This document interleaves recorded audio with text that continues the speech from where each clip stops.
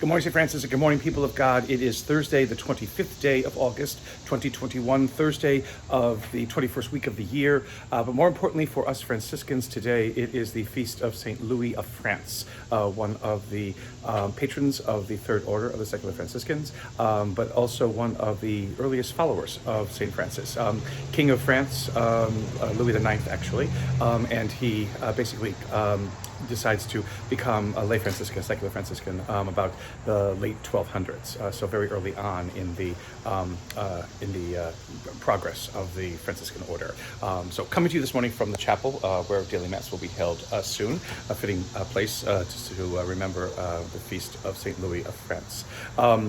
The readings for today, there are special readings for Louis, but again, don't have them because the Franciscan lectionary is still being created and whatever it is. But the readings, the regular readings for today, from Corinthians, again, we moved from Thessalonians to Corinthians. We skipped a day because we had Bartholomew yesterday and he had special readings. But Corinthians begin today with a greeting from Paul to the Corinthians themselves. It's the first letter of the Corinthians, to the Corinthians.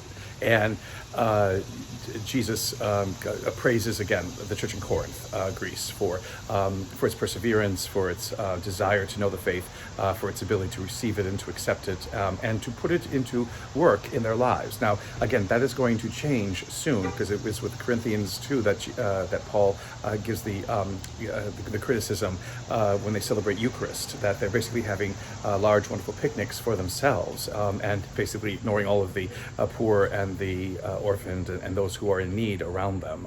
And so there'll be a little bit of a taking care of what matters moment for the Corinthians too, after Paul has celebrated them and after Paul has basically praised them for their faith, as he does at the beginning of the letter today. In Matthew's Gospel, again, the parable about the person who is put in charge of many things and who is rewarded, and yet then doesn't treat his fellow servants, in the same way. And basically, if God is going to help you, if God is going to offer you things in life, then how much more do you need to return to your fellow brothers and sisters, what it is that God is offering you, what is it that God has given you. And so in some ways, what this gospel shows us is that the best way to honor God is not, in constantly worship and devotions and prayers. It isn't perhaps even in attending Mass, if we think that attending Mass is about honoring God. Attending Mass is never about that. Attending Mass is about learning what it means to be God's eyes, ears, God's hands and feet, in this world. It's our instructions for how to live this life that we have been given.